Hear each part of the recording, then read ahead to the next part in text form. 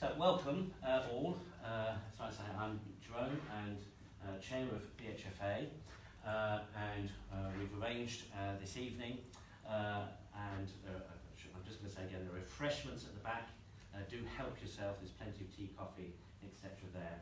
But we've arranged this evening primarily to discuss aspects of the Faith Covenant, which was an agreement signed between the City Council and the Faith Council to facilitate a closer working partnership and relationship between the Council and faith communities. I am going to invite the panel to offer some words regarding Sri Lanka themselves, but then also perhaps to then continue with the discussion about the rise, particularly of faith-hate crime in the city. So the latest statistics, as far as I know, are still not out yet for the past year, but year on year since 2014, there has been a rise in trend of faith-hate crime and faith-hate incidents.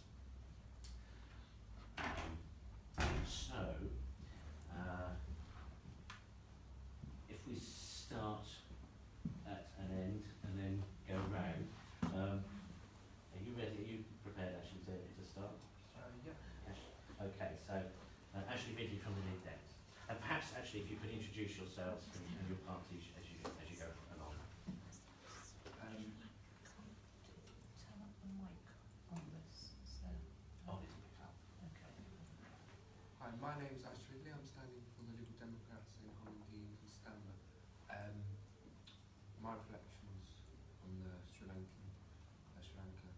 bombings is I'm not personally faith, so I see it from a different perspective. But the way I see it is I can't comprehend how anyone. Sorry, hold on. I can't hear. Oh, sorry. Excuse me, do bother me. But we couldn't hear what you were saying once that kettle came on. So I can't comprehend how anyone of faith or not faith can commit such an atrocious act upon anyone, because every life for me is equal, and it's not fair on anyone to lose their life so young or on the age at all. So that's my reflection. My name is Surreal Hugh Jones. I'm standing for the Green Party in Hustings Park. I think the most striking thing about both Christchurch and Sri Lanka was the fact that people were targeted at prayer. And for me, it's a time when you're particularly vulnerable. You are communing with God, and to be targeted at that point seems to be a particularly atrocious act. I mean, obviously, to take any life is terrible, but to take a life at that point just seems to be turning the knife, if you like, or I don't know how best to describe it. But Fiona talked a little bit about Rwanda, and I've had the great privilege to meet a singer-songwriter called Jean-Paul Samputu, who his parents and other members of his family were killed by somebody who'd grown up with Jean-Paul and was his neighbour. And after this, Jean-Paul descended into this spiral of hate until he found that he was becoming the person that he never wanted to be. He was just being totally eaten up by this hate. So he turned it round and actually managed to forgive his neighbour publicly. And now he goes around the world talking about forgiveness and how you rebuild a community. And I've met him a couple of times. He is the most extraordinary person. He has this aura about him, which, yeah, I mean, it's just quite incredible. So what I'm basically trying to say is hate gets us nowhere, and as Martin said, you have to look at community and addressing this as part of the community. So my name's Alistair McNair. I'm Conservative candidate for Patchman Hollingbury. I remember the tsunami in Sri Lanka, and my Methodist minister, I was a Methodist then, lost all his family at the time. And of course this is not the same, but it's another atrocity, man-made this time, which they'll have to deal with. It's very hard. But I work at the University of Brighton and I teach international students. And I think at least one of the bombers was educated in a British university. And it brings it right here. You know, Sri Lanka's a long way away, but in many ways it's very close, and we're all dealing with the same issues. And you think, as a teacher in that classroom, you know, what difference am I making? You know, we're grappling with this as individuals here now in the UK. It's not over there. It's here. How do we deal with it as individuals, as teachers, as students? Is one of my students going to do the same thing? Yeah? What responsibility do I have in that? There's all these questions that we have to think of ourselves. I'm Emma Daniel. I'm a current councillor and candidate for Hanover and Elm Grove for the Labour Party. So my reflections are that since I took a lead for equalities on the council 4 years ago, I have been to vigil after vigil after vigil after vigil after vigil. There is a global crisis, and you've got to think of the context, the global context. We have a global refugee crisis. More people than ever are displaced. We have the elections of anti-democratic politicians. We have the elections of authoritarian leadership, democratically elected, asked for by populations. And, you know, this is not confined to faith communities. It touches all communities. It impacts all of us. So we've had Christians murdered in France very close on purpose for their Christianity. We've had journalists. We've had Joe Cox, a democratic, moderate politician, gunned down in the street. We've had the murders and attacks on Muslims. In the USA, we've had a huge massacre of LGBT community and that elsewhere in the world. And we've had the murder of a journalist just this week, Lyra, which touches me particularly because my daughter's called Lyra. Well, it's the same spelling, but that's how I pronounce it. And I keep seeing the name, Lyra killed, Lyra murdered. And you can't help, I don't think, as a parent, but be connected somehow. I don't think you can come into politics unless you want to change these things. And what I think my reaction, and it has been since I was elected last time, has been one of defiant love. And that is not hugging people that are offensive. That isn't, it isn't fluffy. It isn't, you know, wearing a badge and being silent. Defiant love means challenging people. It's that you might defend someone's right to be a bigot, but you don't have to, as a leader or as a councillor, pretend it's respectable or give them a platform or entertain a debate with them. It's the courage to stand up to words that hurt, ideologies that are dangerous, and most importantly, most crucially, and what takes most courage and is most painful and most exhausting within your own community.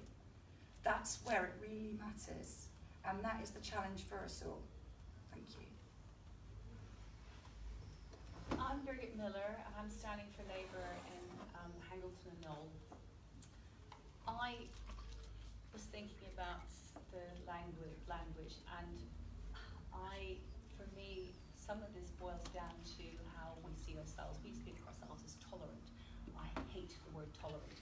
I tolerate somebody's bad behaviour, we tolerate somebody's obnoxiousness, their rudeness. You do not tolerate somebody's being, you do not tolerate their essence. And this is the problem. Until we accept and until we love and we are willing to include everybody, these atrocities will keep happening. We have to change our own language, we have to change how we see each other, how we speak of each other, because as long as we tolerate, we other people, whether it is Muslims or Christians or Jews, whether it is BAME community, where it's LGBT, but we other. We do not tolerate each other, we must accept and love each other. And until we do, if I cannot do that, I cannot see myself as a Christian, and I also do not believe that anybody who can call themselves a person of faith or no faith, if they cannot accept, they do not, I feel that they are damaging our society, and we need to help people to change this until we can actually accept and love. Good evening, everybody. I am Jackie O'Quinn, and I'm Councillor for Goldsmith Ward. And I also sit on SACRE, which is basically the scrutiny and promotion of religious education in our schools. And so I'm very committed to that, and we have people coming to the Children and Young People's Committee showing the work that young people do in this area. And as an ex-history teacher, I'm only too aware of the persecution of others for their faith over the centuries. It just goes back so far. And sadly, this persecution and hatred still exists in the world today. Hasn't got any less. And essentially, it just leads nowhere. It leads to more hatred and more violence. And that's against nearly all religions, Coptic Christians, Catholic, Muslims, etc., etc. And, you know, the events in Sri Lanka have been horrifying. And I know both my children had their first communion, so I could understand what you were saying earlier. And I'm not a Catholic myself, but my children went to Catholic schools. And so this is, to me, this is horrendous, what's happened. And I think it's brought us all to focus on this.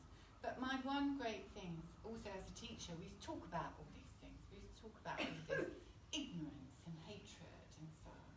And I do feel that if we have a decent sort of religious education curriculum in our schools where children are taught about other faiths and come to understand them and what they are about and so on, that does reduce hatred, because hatred usually comes from ignorance and then develops prejudice, and it's about not understanding.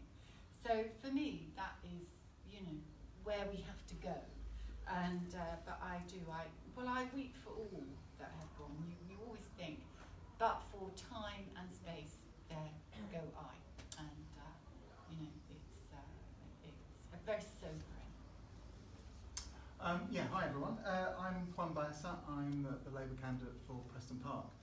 And I think I echo a lot of what Jackie said. I think these things that occur internationally, nationally, and then locally as well. I mean, the hate crime figures that were reported by the Racial harassment forum. Yeah, exactly. Where I remember I went to council where they presented their report, which was amazing in terms of the data, but also very depressing in terms of what's happening just locally. You don't really have to look internationally.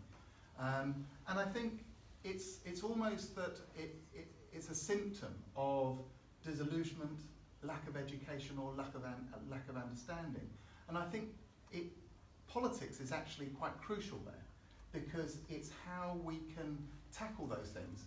It is disheartening and shocking, but I think we need to use that shock and disillusionment in a positive way to try and see that we are all different and we are also all the same. And it's only by understanding each other that we can overcome this. I'm an atheist, but I learned a lot from, I'm originally from Chile, And we came over here in 1974 after the Chilean coup, and my uncle was a priest in Chile, and he was very much in the liberation theology. And that was all about understanding and freedom, about being able to actually help your fellow humans in a community spirit. And I think it's from the local that it starts. And so I think it's by starting locally, that's why I was interested to come to this forum. Although I'm not from a faith, I know that the faith communities, as I say, from Chile, but I know here as well, do a lot of really good work with vulnerable people. And that's where we've got to do it. If we do that, then it can only flourish. And that is, I think, the way that we can try and create a more equal and just society that respects everybody, and we can live more happily as a community. Hello, good evening. My name is Daryl Tellis, and I'm standing in Brunswick and Adelaide ward. I can't help reflecting really on something that happened 20 years ago to this very week in London, where there was a spate of racist and homophobic bombings. As a Catholic and as a gay man, those events where there was 3 bombings in Brixton, Brick Lane, and then in Soho, brought together communities in London in a way that nothing had previously done. And I was at the centre of the response to that crisis. So the first thing I'd like to say is that in moments of crisis, in moments when our faith is really challenged and really put under the microscope, I think there are times when that is the best of us. The best of us can come forward in those crisis moments. And that's something I think we need to hold on to. Secondly, what I'd like to say, that in response to that crisis, as a director of the London Civic Forum, we brought together all faiths and people of no faith to respond to it. And it was lovely to see that generated local forums throughout the country, throughout the city rather, of London, at a borough level. And I agree with one, is that that's why this is so central and so important for our understanding. There's one of the issue that we do come together, that we do acknowledge difference, that we do value it, and that we don't tolerate anyone who doesn't. One other thing I'd like to say as a person of faith is that I am aggrieved, shall I say, because I don't want to say anger, but I am aggrieved at those of us who blame religion for the tragedy. I think that fails to understand the context of what we're dealing with. We're dealing with hatred, and I certainly know no religion that deals or is based on hatred, pure hatred.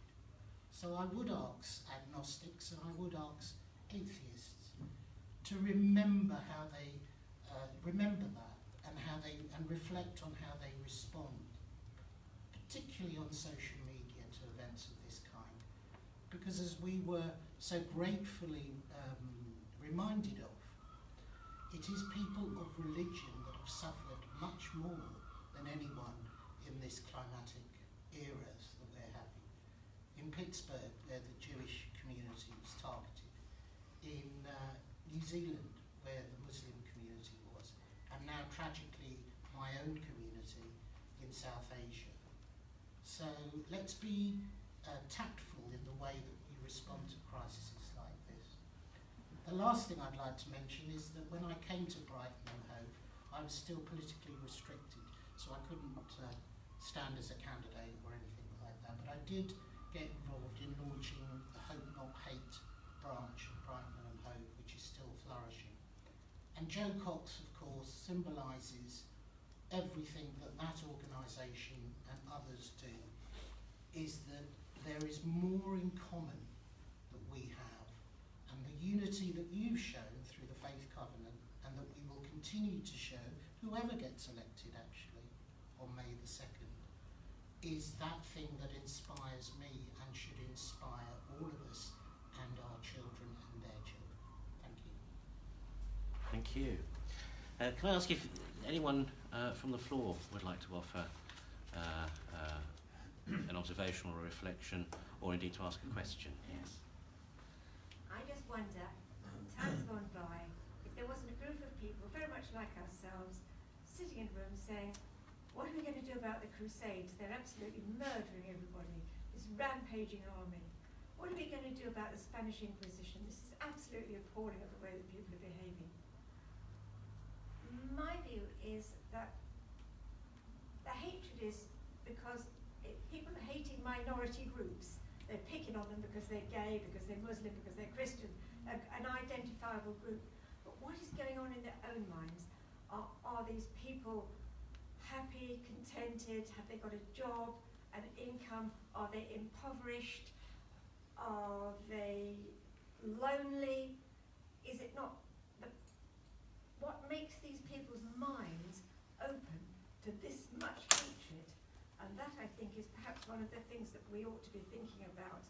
You know, is it the desperately poor who are doing this? Or is it the people who are totally defranchised? I don't really think that but I believe that they're latching on to something which gives them justification for going for another group of people.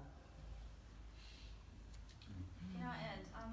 I've heard a lot of narratives from politicians and from other people. There's a lot of trying to figure out why it's happening, as if it's a new phenomenon. There was a lot of worries of tolerance, values, hatred, misunderstanding, but not a single person mentioned evil. I think that from a person of faith, that's really the first word that would come out naturally, because there is understanding of good and evil. For people of no faith or agnostics, that's not a connection that people make. But I think it's quite important not to muddy the waters with socio-economic status or some kind of conflict or regional conflicts. It's a lot deeper than that.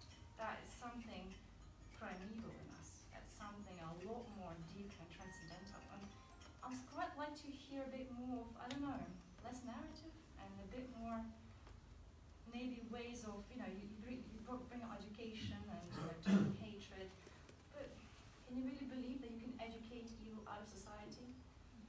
That's a good question. Thank you. Identify themselves. Okay. Tarek? Yeah, sorry. If right, in future, if you could just introduce yourself very briefly, if you're happy to. Tarek, you caught my eye. Yes, hello, good evening. Thank you very much for setting this up. Ladies and gentlemen, I represent the Muslims, all the Muslims pretty much here today, and about 10 or 11,000. You see, the politicians are the people who have the power to change. And really, they are the people, you people that, if you want to be politicians, you're the people failing us. Now, I'll give you one very good example. Our Prime Minister before, Mr. Cameron, unfortunately, has to be a conservative. At the time of the election of Sadiq Khan as a Muslim, going for London Mayor, he chose parliamentary privilege to save lives. In the past, people have spoken lies against the Jews. Why do we have this anti-Semitic problem that's going on? Why are people in the Jewish community have guards in synagogues? For years and years they've had guards. Now the Muslims have guards in Britain. We talk about being the most tolerant society. It's the politicians who are failing us. Mr. Trump has the power to tweet against a Muslim woman, radicalizing. So that time that Boris Johnson talked about the Muslims and the niqab, there was no need to discuss it. Muslim women had their headscarves pulled off. They were being attacked. You should go on YouTube and watch how many Muslim women were attacked, and how many young children, because they are the defenseless ones. How many of them were attacked? So you as politicians are failing us. So in Britain they're failing us, in America they're failing us, in Europe for power they're failing us. The really Scandinavian countries, they're failing us. You go and look at the anti-Muslim hate that is being spewed out by politicians in some of those countries to win elections. Lies upon lies upon lies. So when is this going to stop? Are we waiting for another huge Holocaust to come about? You know, Muslims have suffered quite a lot. You look at what's going on in Burma. You would have thought that the monks were the most gentlest people. And they are the ones who are throwing young Muslim babies on fire. They are raping or helping to rape Muslim women and then cutting parts off. Go and watch it on YouTube. And people have the audacity to record all this. They are bulldozing earth over live Muslims in a trench. And people are watching and recording this. And what has the world done? Nothing. How long is this type of behavior going to go on? Have we not learned anything? So all of you who want to be politicians, you need to look within yourselves. Who do you hate? Words are great. Yeah. Fantastic. But what are you going to do? If you don't hate somebody with a different color, different creed or culture, why are you not doing something more about it? Huh? Why are you not doing it? Why do we see this in Britain going on and on and on? Look at the blacks brought in the 50s. Christian people. Parents of my friends. Most of them are dead now, like my parents. They couldn't go to church. They had to have their own flipping churches. No wonder the ghettos were created. Then people like me, or my parents from India and Pakistan came in. They were also shunned out. Why did they create ghettos? Because this is where we found solace within our own communities. Why were we not welcomed? Go and look at the history of the Jews, and the newspapers have got some of those copies as apes, describing them as apes, smelly. Go to Whitechapel. Have a look at the history of what was being said about the Jews openly, and look at what's going on with the Murdoch press. In Australia, in 1 year, 2,897 articles against the Muslims. 7 articles a day against Muslims. Muslims are a tiny minority in Australia. Same here as the Murdoch press. Look at Fox News. You people have the power, if you want to do something about it. Kind words are great. Sorry, thank you. That's my understanding. Thank you, Terry. Jerome, I'm going to go and pray because it's time for my fourth prayer, but I'll try and come back. Yes. Just had a small reflection on Trevor for movement. I'm touched very heavily by the Sri Lankan outrage because I've been to Sri Lanka twice in the last 2.5 years.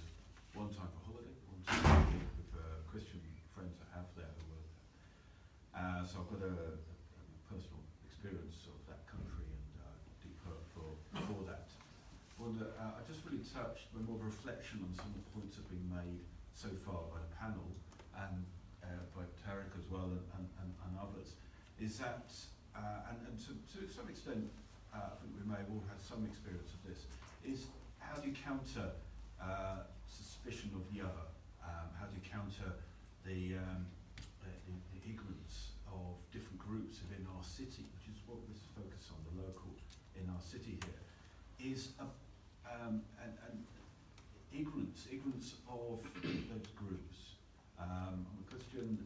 Some people have commented about the presumption about Christians and their political views, and that frustrates me because I don't fit that box often, and I don't think that helps. And I strongly believe the way to overcome ignorance is to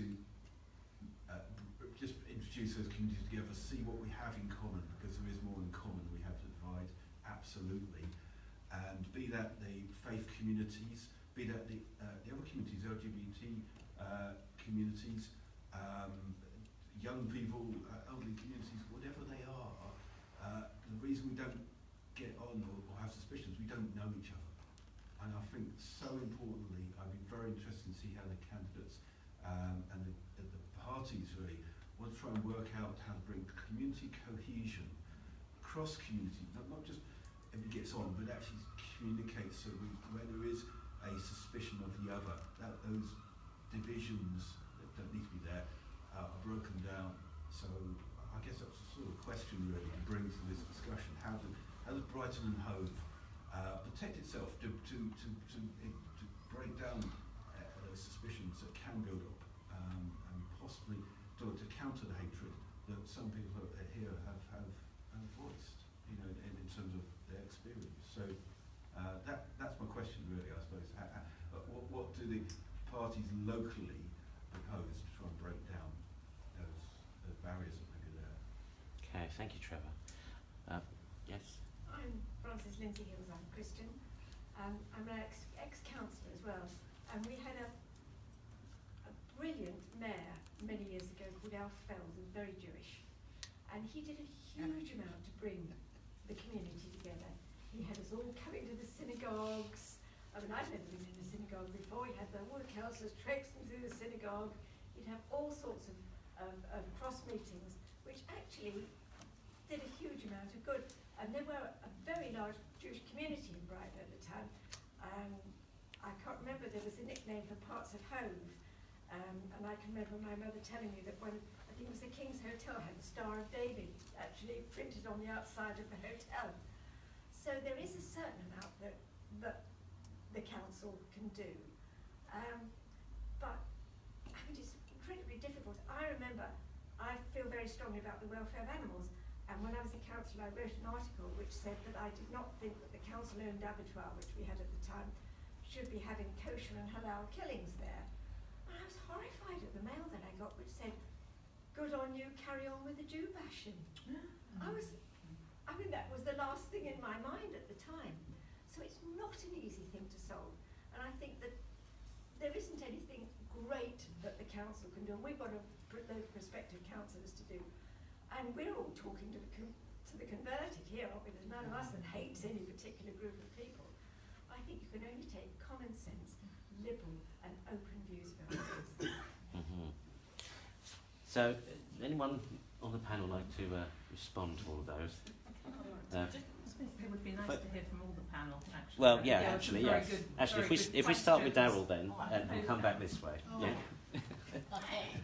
Probably start from You know what, I'm going to Cool. I won't comment on the Islamophobia because the gentleman has gone, and with respect, he should be here to hear the reply. I will comment on community cohesion. My background is community cohesion and engagement. I spent 30 years in that field, and I think, Trevor, you're absolutely right. We almost preach to the converted, don't we? Because it's an easier thing to do, and it's much harder to talk and have those conversations with people who don't. And I think we really do need to. Two specific examples that I'd like to do, if I was elected, is one has already been stated. The mayor is obviously a figure, a ceremonial figure, and I'd like to see the mayor, as other boroughs have done and other councils have done, make it a focus for community cohesion and also civic pride.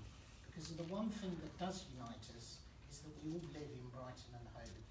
And to build a pride in our neighbourhood will, I think, mean that we build a pride on our neighbours. And I actually think that's really important. So you stole my thunder a bit. I would like to see the mayor's role enhanced as a civic engagement role, and certainly not abolished or anything like that, but given more functions around community cohesion. I also think that we had a wonderful People's Day, didn't we, festival and stuff, and obviously, you know, financial considerations aside, it would be good to see a Unity Day or something of that kind coming back. On the question of evil, I'm a socialist, I'm a liberation theologist, that's what I put on my Facebook profile, sort of lapsed Catholic, I suppose, but the Pope is, so, you know, once a Catholic, you always are, I suppose. I intrinsically do not believe that people are evil. I did not say that. No, I know you didn't, but I don't believe that people are evil when they're born. I think people aren't. what happens is that capitalism and other forms... That wasn't my argument. Okay, let me just finish, and then you can come back. I believe that they are the things that inflict evil upon them, and I think it's our duty as politicians to show how we communicate between ourselves, because we are rivals, to show as an example that can set that. So I don't believe in evil, actually. I don't believe that people are intrinsically evil, or that there is anything that is intrinsic about evil.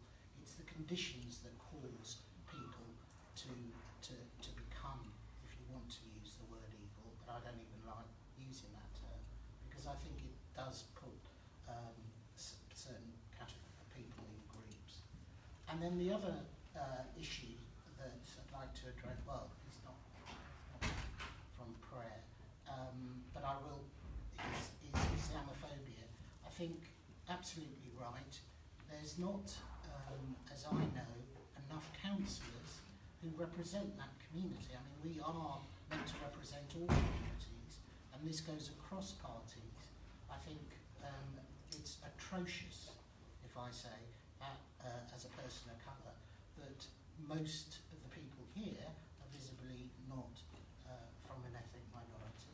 I will represent a ward which has a lot of Coptic Christians from Syria, etc., who are refugees and cannot understand that, quite frankly, why the council doesn't reflect themselves. So I think this is a challenge for all of us, and I haven't seen any politicians really come up to, and this goes across all parties, come up and meet that challenge. What we're committed to in the Labour Party, if we get in, is to have a mentoring system that other boroughs and councils have done, that have operated, and to coach 50 youngsters from the BME community, from across the ethnic minority communities, to become leaders of tomorrow. And I think that's really important, that whoever gets into power addresses the underrepresentation of people from certain faith communities. So that's my direct response about Islamophobia. Lovely. Thank you, Daryl. Can I just have a short remark? I did not mean people are evil. That's quite a big misconception. I think that you should maybe clarify that from a Christian perspective, that there is a certain thing as evil and people can channel that in their deeds. That's not just to say that people are evil. This is not a remark. Sure. If I can just, if we give you 2 minutes each, and just watch Fiona. She's got the stopwatch. Okay, Juan, Okay. thank you. Yeah, it's interesting hearing the different perspectives. One thing that struck me is this failing us, that we're failing you if we get elected, or politicians are failing us. I think the us is all of us. We are, I only seek to be a representative. I don't seek to preach to people and tell people what to do. What I want to do is actually be a nexus, so I can try and connect people. And I think that's what the council practically can do. It's a fantastic way of organising, because it's got various connections with, for example, the faith community, the faith covenant. It's got various other connections with schools, with universities, with community groups of other persuasions and other hobbies and so on. And that's where the council, I think, can be really useful in terms of connecting people together. The issue around cohesion does, I think, is difficult, because I don't think you can make people cohesive. I know Extinction Rebellion have been doing it with Supergroup. However, it's not that sort of cohesion we want. What we can do, though, is celebrate. And I think the celebration are the fantastic things around particularly faith, I would say. Although, as I said, I'm an atheist. I was brought up in the Catholic tradition. And when I lived in Whitechapel, you were mentioning it, I went on a Jewish walk around Whitechapel. It was fantastic. Went to the local synagogue and see how the community was brought up there, and then went on, and then it was the Bangladeshi community and so on. And I think, and we used to have quite a lot of open celebrations of different festivals.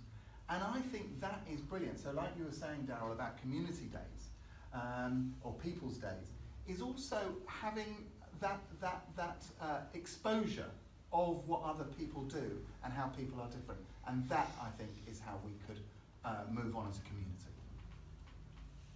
Thank you. Hello. Yes, I just wanted to reply to particular points you were putting forward. I very much agree, by the way, with what the two previous people have said. In some ways, I'm very unsure whether it is sort of, people who are frustrated with life, who feel they don't have as much and so on. I think that they often get manipulated.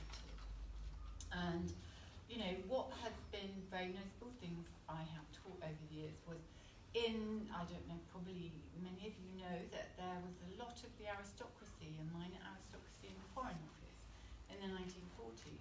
And it's very shocking to read their reactions to reports that were coming through about concentration camps and extermination camps, where they were extremely anti-Semitic and horrifyingly so. I know my students were always very shocked by that.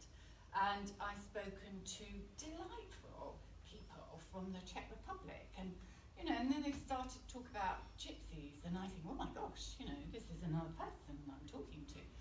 And where does this come from? It's in cultures. People like Hitler tapped into some of these, worries and concerns that people have. This, slight fear, I suppose, of other groups.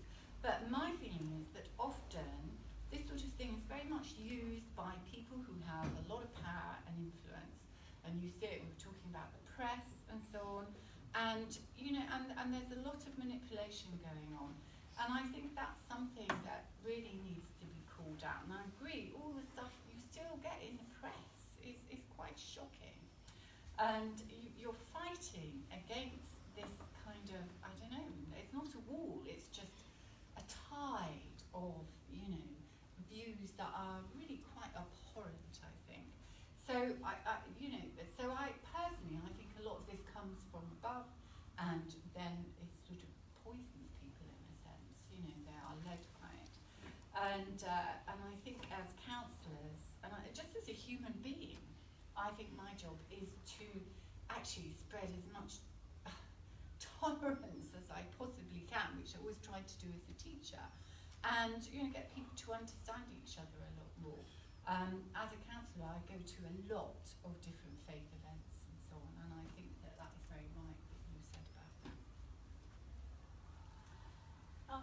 I see one of almost the main part of my role as if I become a counsellor is building bridges between me and who I represent, between me and the rest of the council, other political parties, federal government. It is about connecting. And one of the things that I think we need to do is we need to build bridges between faith communities and between communities themselves. And I think personally, one of the things I'm most desperate to do is to actually get stuck into the community that I seek to represent and to be involved and to start to organise events to get people together so they meet each other.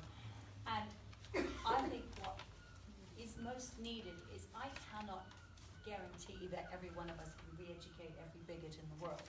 But the more people who know each other and can defend someone against a bigot, that is how we will win. If we have enough people who understand each other, who do have Muslim friends, or do have Hindu friends, or have Jewish friends, or have Christian friends, have atheist friends, and gay, BAME, trans friends, and we are talking, then there is somebody to stand up and say, no, this is wrong, you mustn't do this. So we have to build bridges, and we have to organise events, and it's things like organising interfaith events, it's organising events between, for instance, the trans community and Christian churches, or between Muslim. It's just building bridges, and that's the only way we can change society. And it can start locally, and it can start in each constituency and each ward and each road. But we're gonna all have to get stuck in. Okay, so there's a lot of questions in there. I'm going to try and cover some of them overlapping.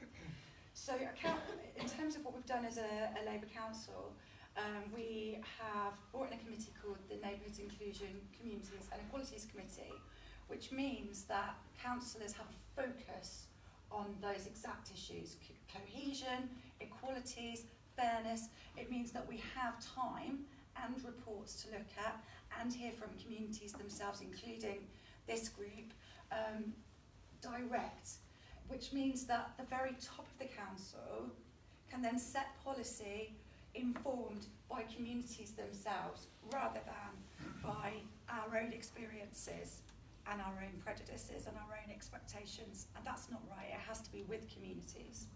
We don't have to be experts. We have to be good at listening and involving people.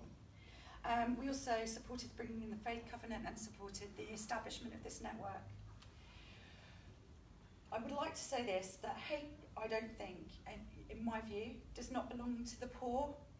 And I find it a dangerous view that bigotry is part of poverty. Bigotry doesn't know class boundaries. There's plenty of former stockbrokers and old Etonians demonstrate to us. They make those views seem respectable. That's the danger, and exactly what you were saying. And I'm perfectly, ashamed to be part of a party that has an anti-Semitism problem. But what I won't do is run away. What I will do is face up to it. And I think that the Conservatives need to do exactly the same, because they have an Islamophobia problem. And pretending it doesn't exist helps no one.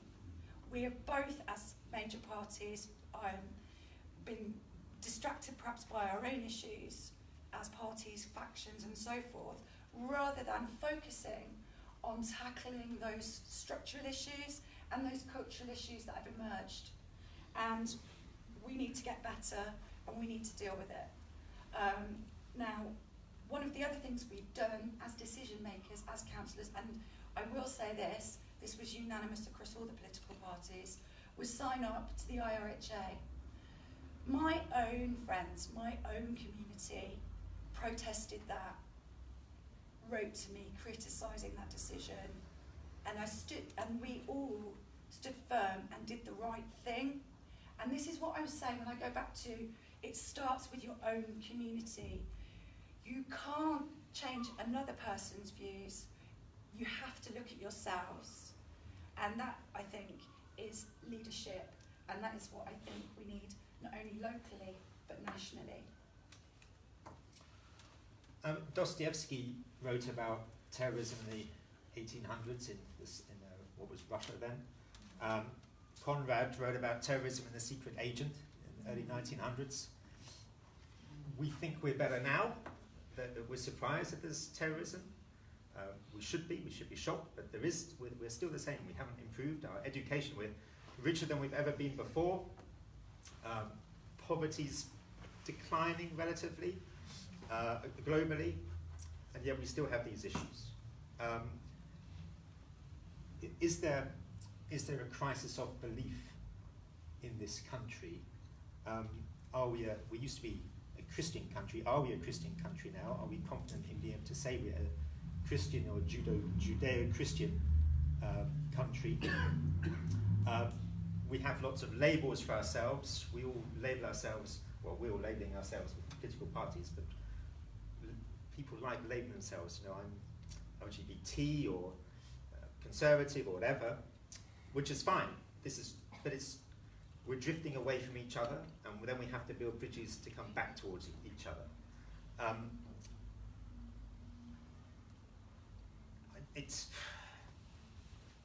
I think.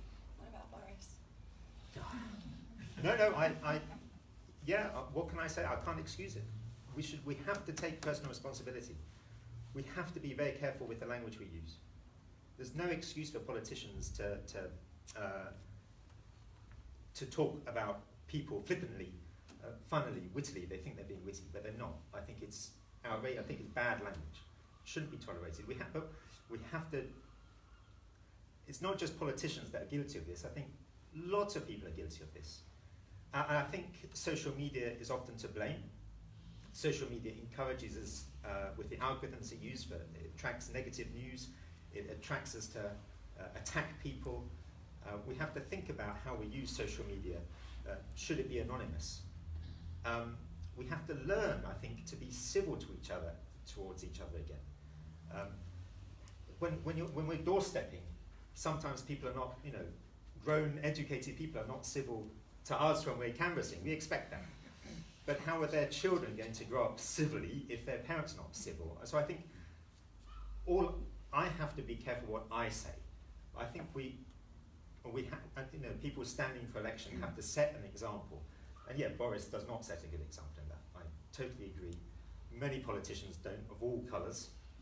We can only do it ourselves. And it's going to take a long time. I don't think we're that different from other societies. We think we should be. We're more educated than ever before. But are we different? And this is the hard thing, isn't it? Are we different? Maybe we're not.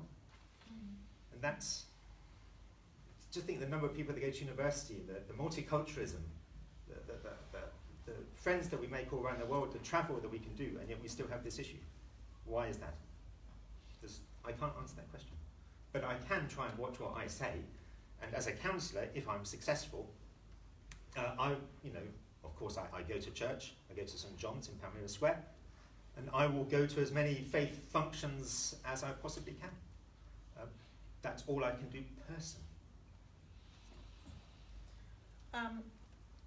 A number of people have said that hate comes from an ignorance of the other, and I'd just like to celebrate a number of projects that exist in Brighton already which are bringing people together.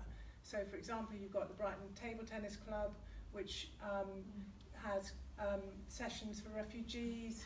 They take a lot of the young people from the most deprived areas of the city, but also, it's basically open to anyone. There's a women's only session, you name it, they've got a session for it. And the work that they do in bringing people together is fantastic, because nobody questions the person on the other side of the table. It's just, can you play table tennis?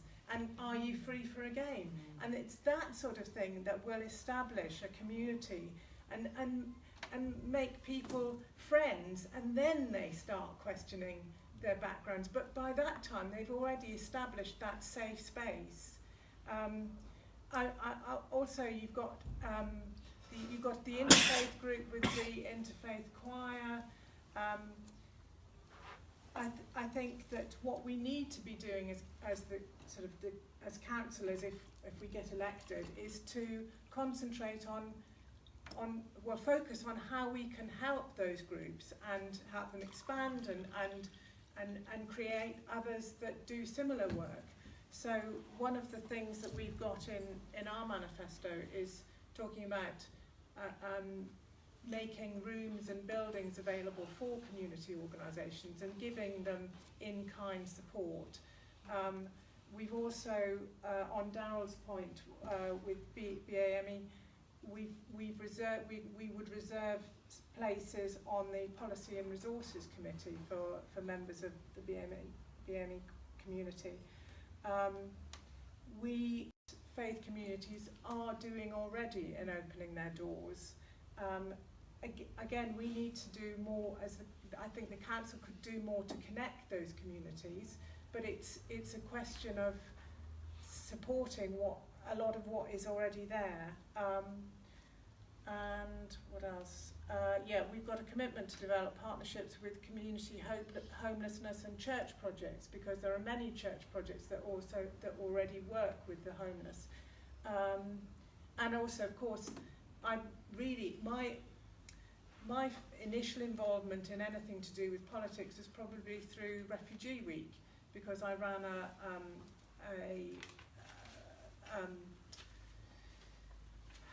a festival called the Crossing Borders Festival back in 2016 and again in 2018. And last year we finished the week with a day called Together, which was at the Dome, and it was a full day. There were 800 people there doing lots of different things, lots of different workshops. There was chess, there was table tennis, there was backgammon, and we had 800 people there, despite the fact that it clashed with the World Cup. So, thank you. So I would like to start by saying I do agree with a lot of what everyone else on the panel is saying, but I look at it from a very different perspective as being young. And I look at it through all the issues. I look at it in the sense of how I've been brought up with social media, and quite a few people here wouldn't have had as much, been engrossed in it as I am. And one of the biggest things I've noticed is how politicians, how people of influence, how normal people use social media to put out a bias against people and against anyone, no matter what your faith, your religion, what your beliefs are. And I think that's one big problem with this that people don't want to talk about, is that we're so willing to let people put what they want on social media. And it's great to have freedom of speech, and it's great to be able to have these platforms, but why is no one looking at it and saying, actually, if they're inciting hate, when is the point where we look at it and go, what can we do to change people's attitudes and how they use it? And that comes under education. Young people need to be educated on what they can put on, as well as the older people who also need to be educated. I think it's more about making people aware of what they can say on social media, and as well as say the comment that Tarek made about politicians letting people down. I don't think I've heard a single person on here say that they've let people down. And one of the biggest things that people aren't willing to say is, and it shocks me, currently there is no definition for Islamophobia in the UK law. There is. Well, there's no law on it, so we could be doing more to kind of push this. And I also think, I work with somebody who's a lovely woman, but she comes into work at least 2 or 3 times a week, having had a comment, had a look, been spat at because she wears a hijab. And one of my big things is, why do people sit around or stand around and let this happen? Why are we not doing more to stop this, to discourage people? And we have, as a council, powers to do this. There's the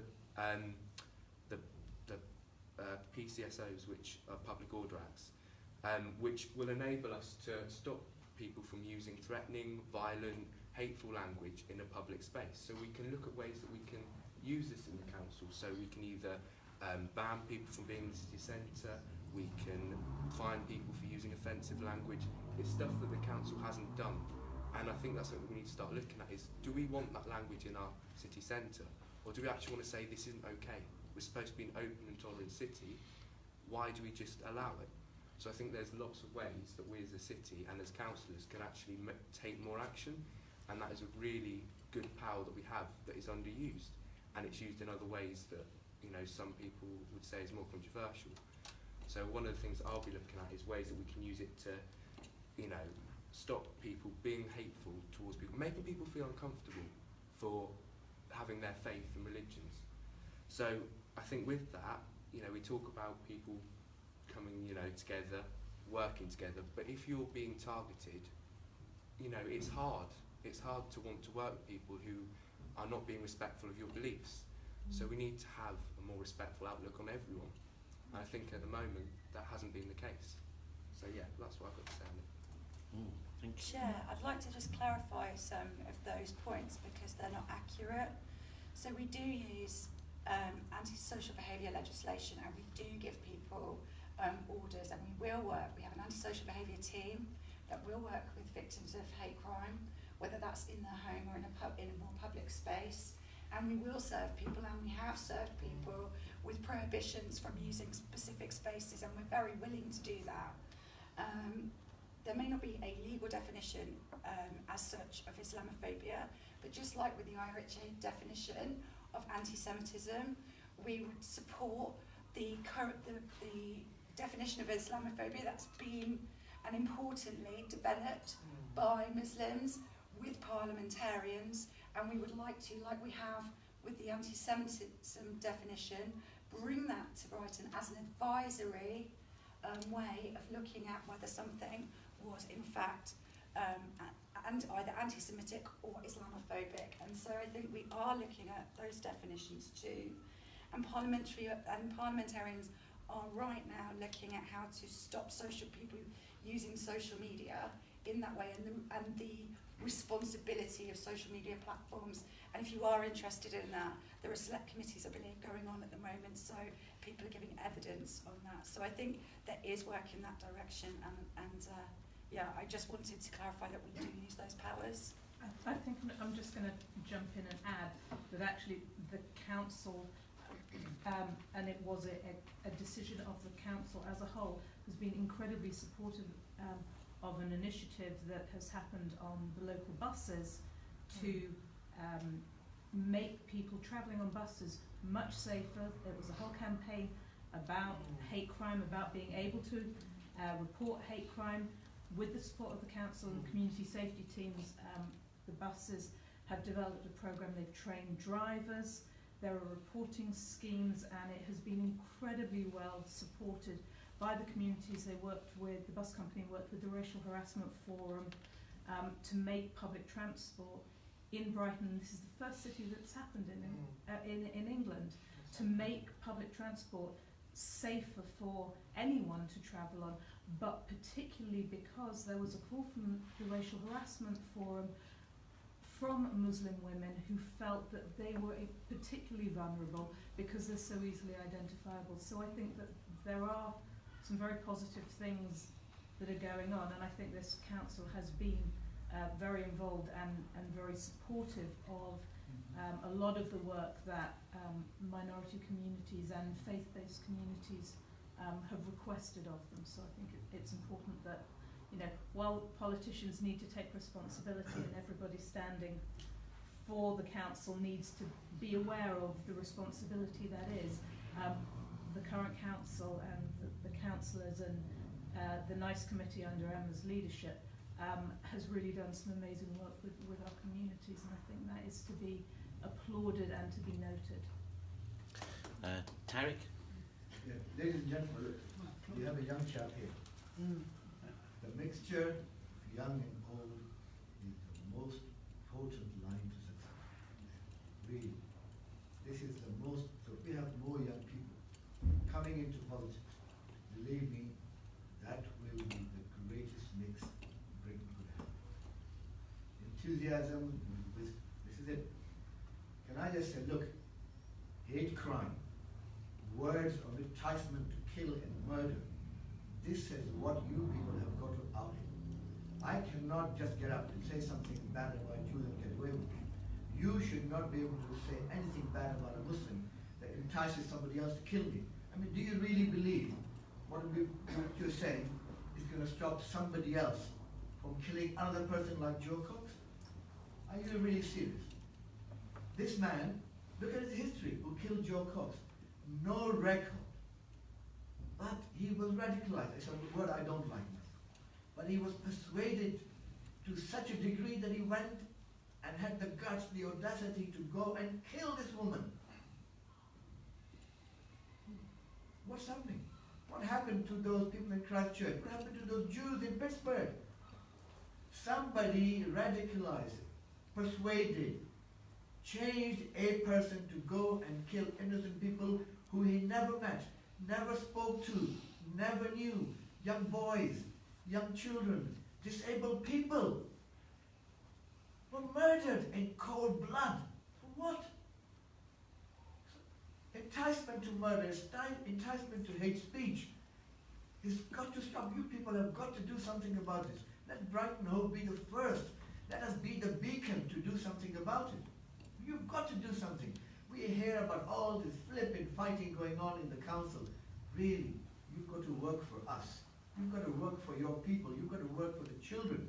You've got to work for the old and disabled. You've got to work for the people who have gone and fought for Britain and have come back and are missing a flipping arm and a leg, and we treat them as lepers. There's a whole spectrum of stuff we need to do as British people, outstanding British people. There are forefathers like Wilberforce and Thornton and other people. Did they just create this platform for us for nothing? All those people who died in the First or Second World War for us, did they die for nothing? Come on, you people need to do something. Help us, please. This is a plea from us for you to do something, please. Can I just say, you can help us by getting us elected. Look, there are 11,000 Muslims. I don't know how many Jews that you could say. But we want a fair and just cake. We want a fair and just life. Look, I tell you, as a practicing Muslim, I had a practicing homosexual working for me. It was a flipping drag queen. Used to change his clothes in my hotel and go. Never did I say a bad word about him. I don't want to say his name now, but he worked for me for years. Years. Muslims don't do all the stuff you see about Muslims, this and that. It's rubbish.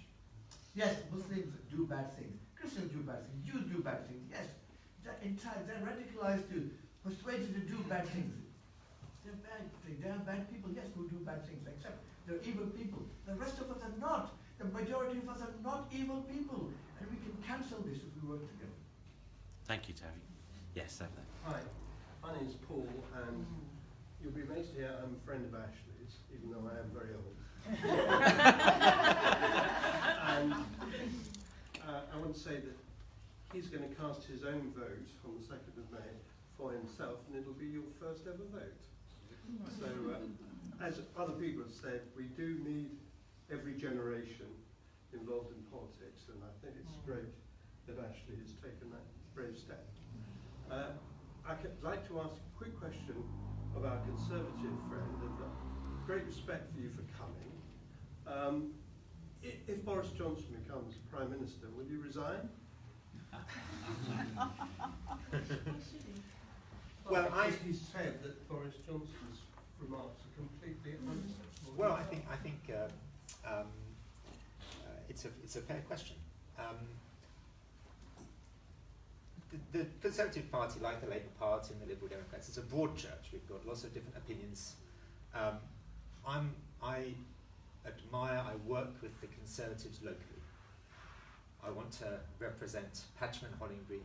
I want to work with the people of Brighton and Hove. It will be a Conservative-wide election for a leader. Leaders come and go. So no, I want to work with the councillors in Patcham and Hollingbury because I think they're good people, and I think I would let them down if I resigned from the Conservative Party. That's what I care about more than who my leader was. I don't necessarily like all the Conservative leaders that we have had anyway, and I'm not going to speculate about who will be leader in the future. I want to work with the people, the Conservatives, and the other people in the council in Brighton and Hove. That's all I'm worried about. I know it's very difficult for voters and for me and local politicians to separate the national politics from local politics. We live in very interesting times, but I'm doing my best to focus on the local. Okay, Daryl. Do you know what? I go on the doorstep now, it's been a revelation actually canvassing, because as I've always said, I've been an officer before in local government. The people who really know what's happening are actually going to be these people here, the ward councillors, as long as they continue to connect with you. And people are fed up with politicians resigning, actually. I've heard loads of people say, we're just fed up with you not making decisions and not doing what you're supposed to be doing. And actually, I welcome what the Conservative, this is probably the only time I'll probably say this, I welcome what the colleague has said, because at the end of the day, we do have labels. We're Labour, Conservative, Liberal, Democrat, whatever, and if we decide to leave the party, then I hope they will have the honour of standing down and having a by-election. What I can't stomach from the last set of councillors was that when they did leave the party, they didn't do that, and they should have done that. And I make a commitment that I stood on a Labour manifesto and I'm a Labour Party candidate. If I decide to leave the party, which I don't think I will, it's probably my allegiance to the Labour Party is like my allegiance to a football club or even to or whatever. I shall never give it up. But if I did, I would step down and allow people either to vote me in as an independent or whatever party I went to, And I think there is a real failing on politicians to be honest and to say that more often. And they can't fathom out. And now I think we've got about 6 or 7 different slates now standing for the European elections. There's 2 Brexit parties, 2 independent parties, you know, and it's just, I think, on our behalf that we stand and represent the people who voted for us, and then the other constituents if we get elected. And if we disagree with the party on anything, we should stand down and there should be a by-election.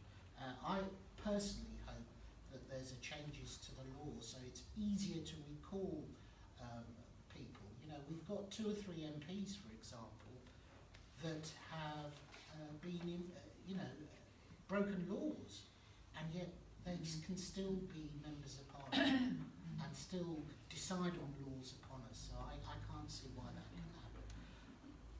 Okay, Cyril. I just wanted to make it clear that the Lib Dems are not the only party with young candidates. We've got 5 who are 25 or under.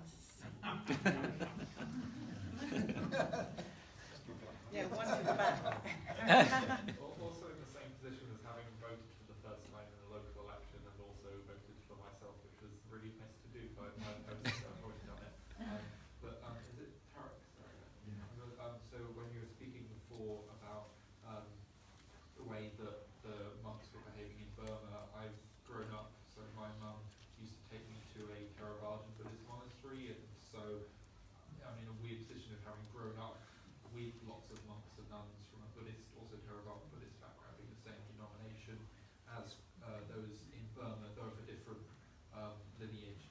And for me, it's utterly horrifying to think the way that, because in Buddhism we have this idea of a triple gem where you have Buddha, Dharma, and Sangha, and the Sangha are meant to, you know, provide this, you know, generosity and provide spiritual guidance to the community, and seeing how that has corrupted the entire political and social situation in Burma, I think is genuinely horrifying and has really made me struggle on some level with, despite the fact that I've had such amazing experiences with monastic Buddhists in my life, how that can be turned on its head to something really pernicious is just awful. It also did remind me of when I first went into Brighton Town Hall, the fact that we have Aung San Suu Kyi as, I'm trying to remember what specifically given her, but she's some sort of honorary citizen to the city, despite the awful things that on some level she's presided over, and that to me I find very uncomfortable.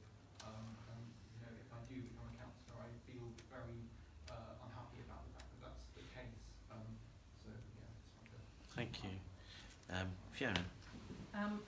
The issue has been raised a number of times and in different formats, but just as Paul asked Alistair whether he would step down if Boris were elected, I have to ask on behalf of the Jewish community. Emma talked about how the current council has adopted the International Holocaust Remembrance Alliance definition on anti-Semitism, and while it isn't legal, it's not a legal definition, so there is scope for a definition which I hope is going to come from the Muslim community around Islamophobia. It is a definition that has been adopted by many councils up and down the country. I was very proud of the fact that Brighton Council adopted it unanimously by 1 abstention, and that was credit to all the parties who talked about how important it was to listen to minority communities.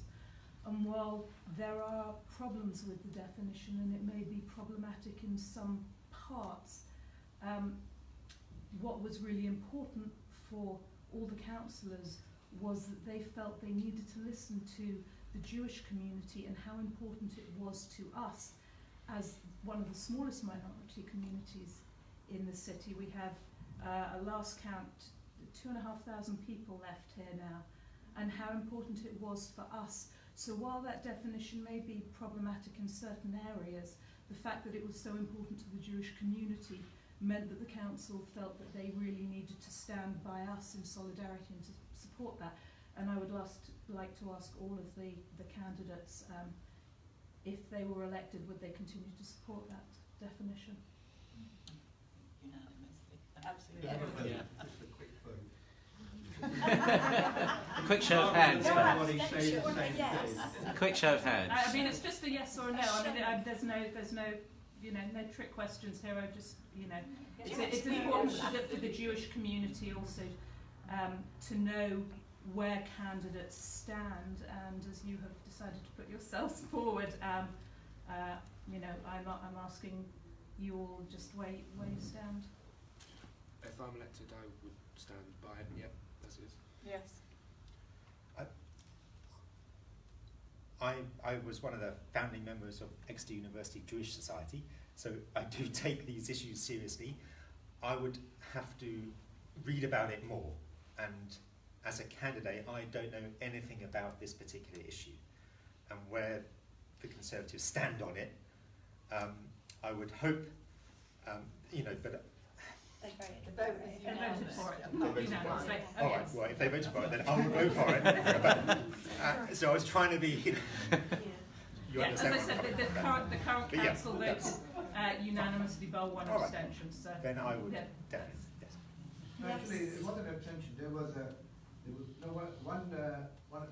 One abstention who didn't Didn't come vote. to the Somebody meeting. didn't vote? Yes. But everybody else in that voted for it. The other 8, I think, weren't there. For what reason, I don't know. Yes. Thank you. Yes. Yes. Well, I mean, the Labour Party has voted it in and the council has voted it in, so I would obviously follow the Labour Party rule and the council rules on that.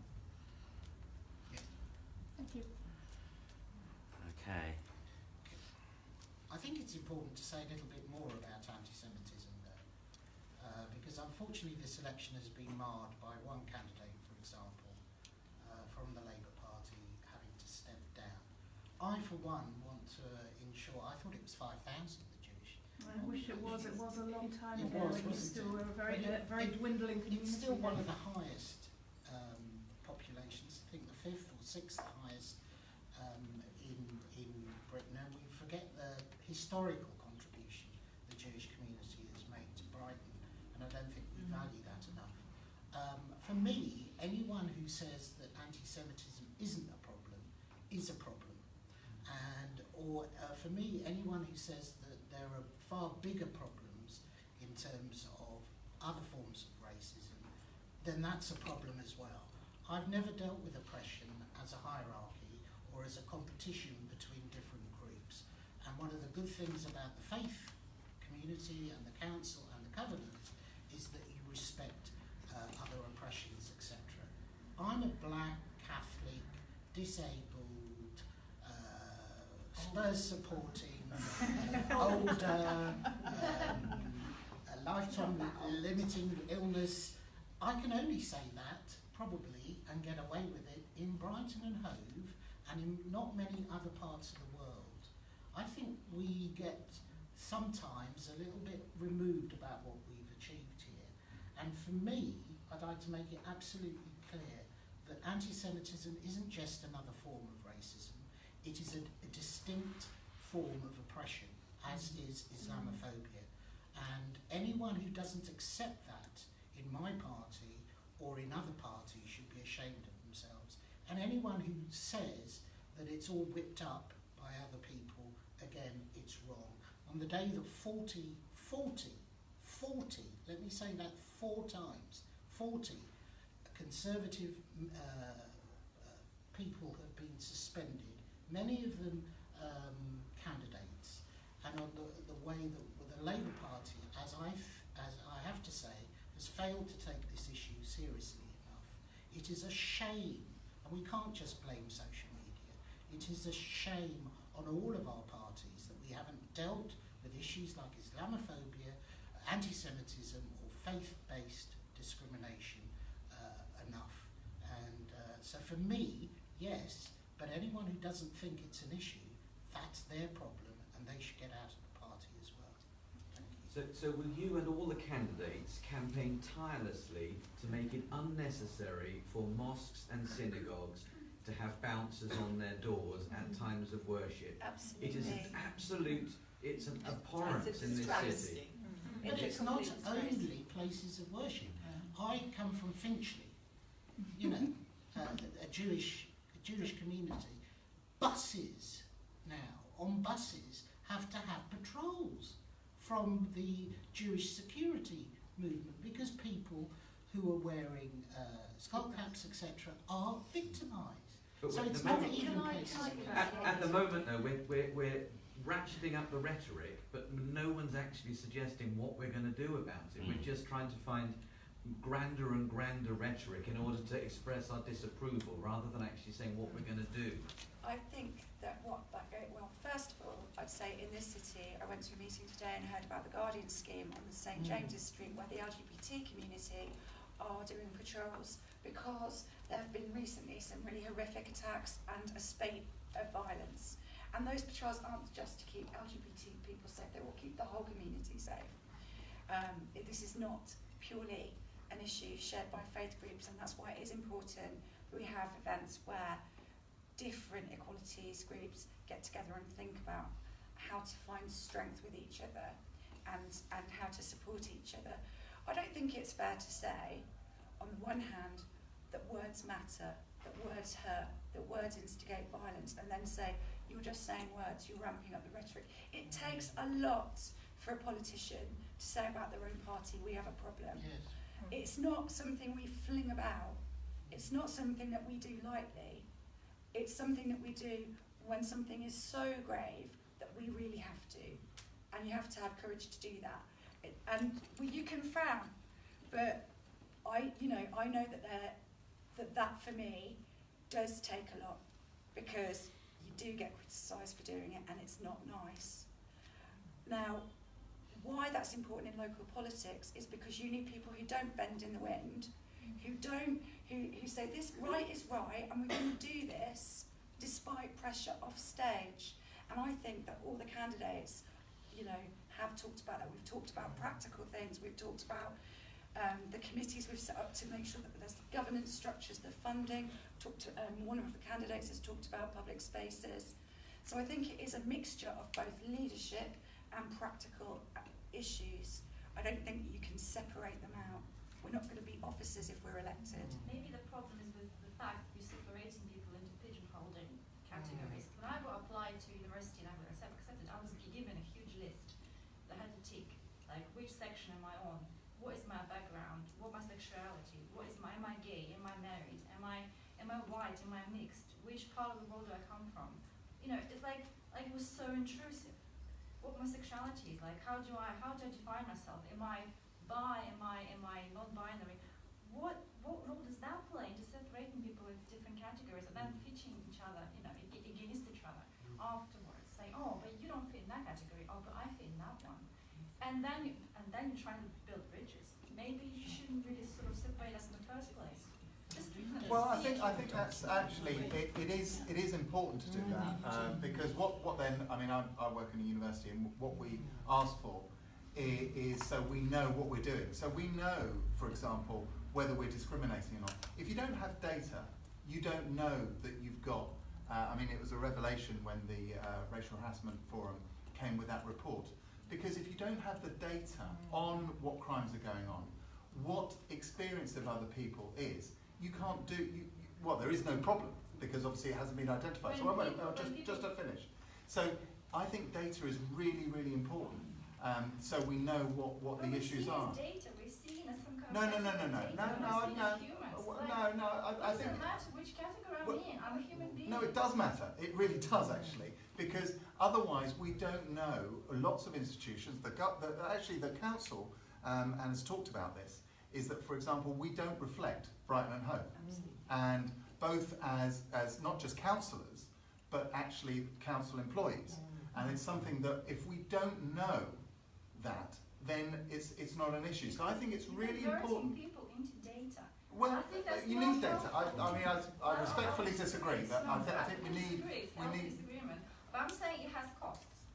When you put people against each other into categories, into intersectional categories. It's anonymized. It's not data that they have on you as a person.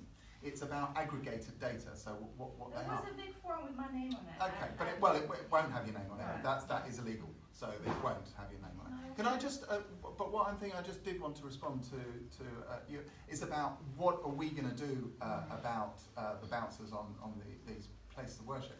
Well, and this isn't copping out, but it's about what do you think we should be doing? Because that's what it's about. It's not really, I think, as I said earlier, is that we can make these connections, and we've got organisation in terms of connecting things with connecting organisations with other organisations. But it is about what we can do, and I think Emma's example of on St James's Street, that's the kind of thing that we, I think, as a council, is best to lead on that, but actually allow the community to evolve, because we don't know exactly what's right to do, but we can certainly engage with it and help. But and it may sound like a bit of a cop-out, but it is about asking you, what do you think we should do? I'm not from, as I said, I'm an atheist, so what do you think we should be doing? Perhaps the Jews should guard the mosques and the Muslims should guard the synagogues. The Muslims and the Jews work very well together, and I think we cooperate far more than people give us credit for doing. Well, that's what it's all about, isn't it? Yeah. That's what it's all about. Ashley? Can I just say, there's been some very interesting points, and I do agree that it's more of a rhetoric and talk than actually practical action, and there's lots of things that we can do to actually show that we're making a change. And I think there's, Emma talked about the fact that we've issued public audits, but they can, I feel like they can go further. I think people need to really understand that it's not okay. And in a way, I feel like it's starting to become okay to say things that are hurtful. And yeah, it's all well and good sitting here and saying we've done this, we've done that, but are people still being racist? Are people still being offended? Are people still feeling uncomfortable for having a faith? Yes, so we need to do more. And I think as a council, it's little practical things about changing the mindsets of people. I think, with cuts as well, that's a massive problem. Young people aren't getting that education on it. And I was lucky, I got very good RS education. I got a very good understanding of all religions, and I went to Sunday school when I was younger. So I have an understanding of religions, even though I chose to be atheist. But I don't also agree that it comes from ignorance. I think some people, it comes from the fact that no one's told them that what they are saying cannot and will not be tolerated, and people need to start standing up and saying this cannot be tolerated anymore. So it's all well and good sitting here and saying we've done this and we've done that, but I'm sure a lot of people here who are of faith will say they still feel like they're being discriminated against, so we still need to do more.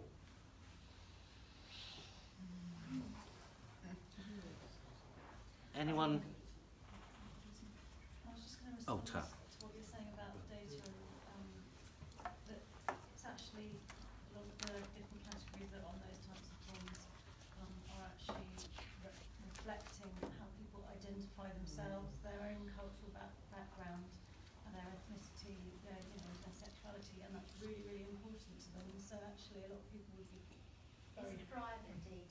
We're saying that a lot of the time. There's a lot of intrusion into privacy, and how the data is used is not always consulted.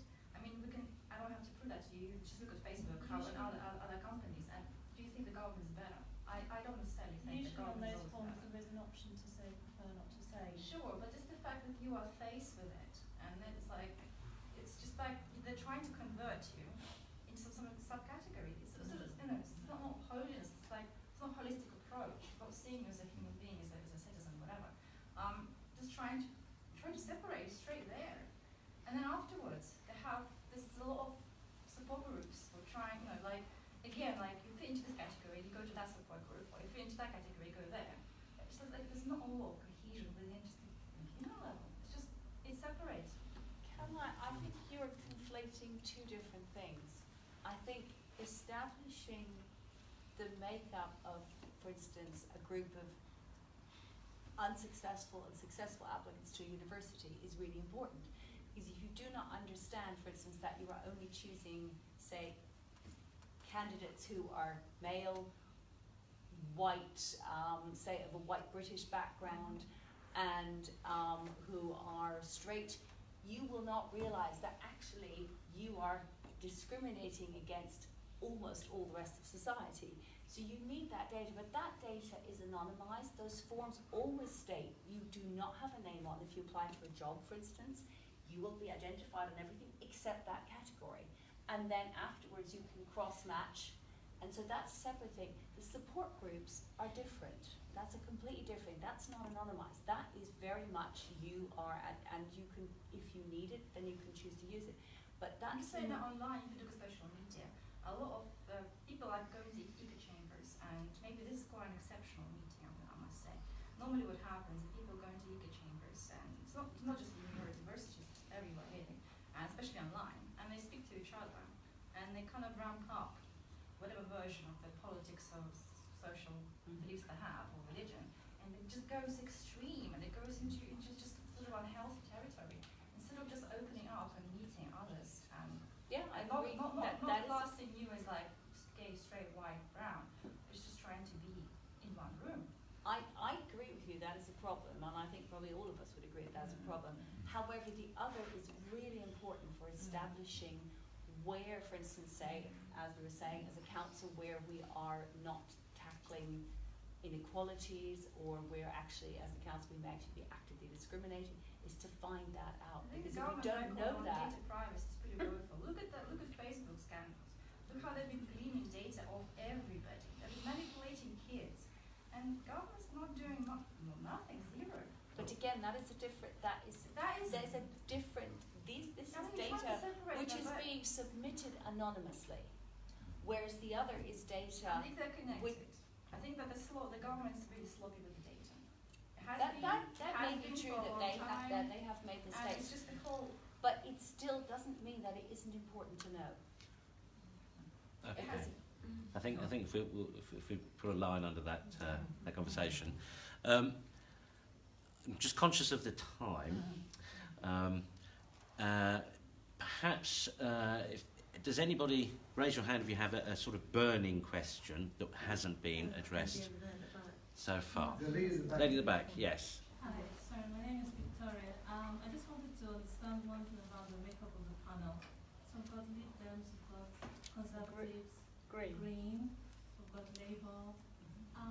Where are the UKIP folks? I think we can't have a conversation where there are certain parties that are missing, simply because did we try Yes. to get them in? And Everyone got an invitation. Surely they must have some things, and they must be, connected with God's. They decided not to come. And so this is something that we should highlight when we started, because there are questions that they have where they feel that the identity of Britain as a society is being neglected. I think that we need to do more to bring these people into this, but even though they decide not to, we need to find proactive ways. This brings me to my second observation. So I really want to thank everyone for how they have put themselves forward. This is something that it's not an easy step to come and represent communities and continue to represent communities, and especially on a faith basis. But that word, facilitating, as a UK resident, an immigrant, EU, African background, Christian, says nothing to me. I think we really need leaders who are proactive, examples where they are actually force drivers of change in society. And I know that there's a lot that's already asked of you guys and potential candidates. It has to be a lot more. I think, Jones, you highlighted some of the existing services. That's wonderful. We need more highlighting of existing services, but at the same time, we also need people who are not just bridging the gaps, but are actually going actively, making sure that the conversations are happening and the effects, and having real goals and saying, right, this is the outcome, I would like to see this outcome on a faith basis. And then finally, I think that social media for Ashley, as well, I mean, I wouldn't say I'm young or old, I'm kind of in the middle of everything, but social media is just another medium right now. In the past it was the print press, and it was maybe television, things like that. Media can be, have a good and bad effect as well. It can be abused and it can be propagate in a positive way. I think just as much as there's that medium, we all have a responsibility on what we choose to listen to, what we choose to like, what we choose to follow. And I think everyone needs to ask themselves that question. We can't blame social media for societal problems. We can ask, so what are we doing today on our social media? What are we saying? What are we trying to, what do we think we want to say? What have we said? Or will we be able to own up to things that we have said that was just wrong or misunderstood? So these are the things I just wanted to say. But really, let's try to get UKIP into this kind of forum next time. That should be our challenge. I mean, at the end of the day, I can assure you that everyone was given the opportunity, but it was up to them, of course, whether or not they replied or whether they wanted to come or deemed it worthy of their They must time. have some faith. They must, even if you have an atheist here, they must represent something. So. Sure. Okay. Yes, Trevor. It's just a small point, really, but just to honour the fact you've got 2 or 3 atheists into this panel. I think that's really positive, because I think faith communities are very much part of this city, and it isn't atheism and faith. It's about working together as one city. I just think it's so important to bring that cohesion together to make sure there is good communication. People have no faith with faith communities, so there's a good understanding there. So I just want to really point out and honour that. That's okay to do that. Lovely. Okay. Well, I think we'll perhaps draw things to a conclusion there. So thank you all very much for coming, and thank you all very much for giving of your time. Thanks for the opportunity. I will just say that on June the 6th, Thursday, June the 6th, we have a Celebrating Faith event, Celebrating Faith in Action event, meaning an opportunity at the open market for all our various faith-led and faith-inspired on the 6th of June from 11, is it D-Day? From 11 a.m. till 3 p.m. at the open market. And there will be stalls with our various faith-led and faith-inspired projects able to sort of basically tell the city what it is they're doing. And we're going to have, hopefully, from 11 till 3. It's a Thursday, is that right? That's a Thursday, yeah. Excellent, thanks. Okay. Thank you all very much for coming. For further events, bhfa.org.uk. Thank you all. Bless you.